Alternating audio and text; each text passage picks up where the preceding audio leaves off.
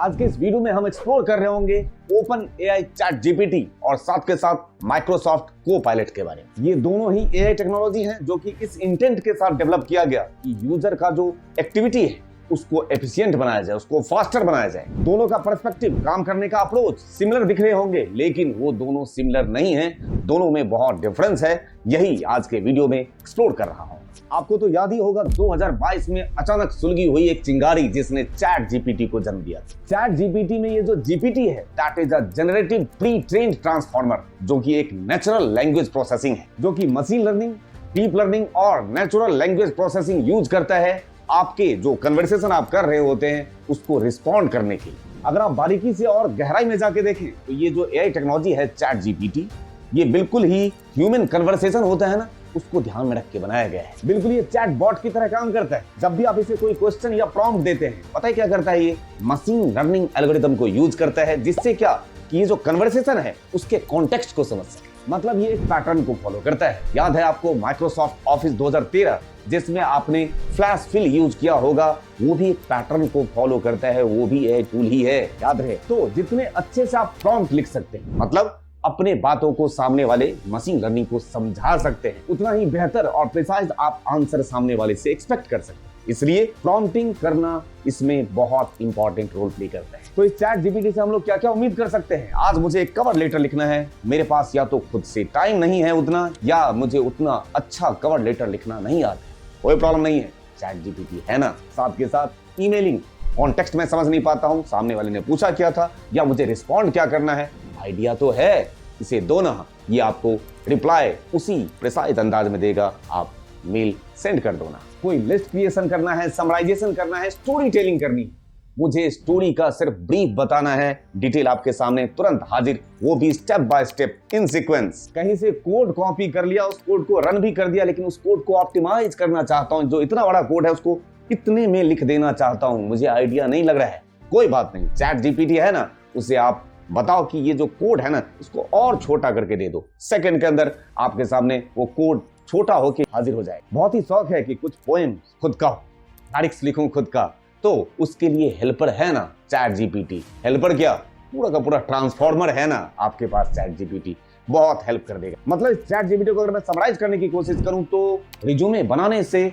Job पाने से, नहीं कुछ हुआ तो गाने से, ये सब कुछ कर सकता है। और अब बात थोड़ी सी माइक्रोसॉफ्ट को-पायलट की, क्योंकि वो उसी दायरे में काम करेगा, माइक्रोसॉफ्ट का प्रोडक्ट है और स्पेशली इसको डिजाइन जो किया गया है वो जनरल पर्पस के लिए नहीं, एक्चुअली में ये डेवलपर के लिए डिजाइन किया गया है, जिससे कि डेवलपर को कोड करने में ये असिस्टेंस दे सके, कोड को डिबग करने में असिस्टेंस दे सके, और बहुत बेहतर तरीके से जो डेवलपर्स हैं इस को-पायलट को यूज कर रहे हैं। मतलब ये हुआ कि माइक्रोसॉफ्ट को-पायलट जो है ये डेवलपमेंट एनवायरनमेंट के अंदर डेवलपर्स को हेल्प करेगा, लेकिन ये जो चैट जीपीटी है वो एक तरीके से general purpose, general inquiry, content creation और साथ के साथ कन्वर्सेशन के लिए स्पेशली बनाया गया है। Now question arises, which is better, either chat GPT और व्हाट को-पायलट? तो it depends on the use case.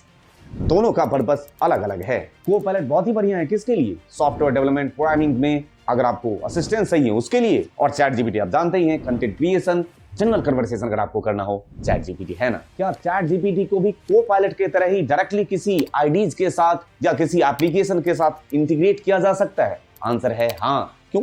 Microsoft Excel, Microsoft word है, पावर पॉइंट है, इनमें यूज नहीं करते हैं क्या चैट जीपीटी? इंटीग्रेटेड ही तो है, आपने इंटीग्रेट किया है as a third party tool. Sir मैं एक सॉफ्टवेयर डेवलपर हूँ, को-पायलट मेरी मदद करेगा क्या?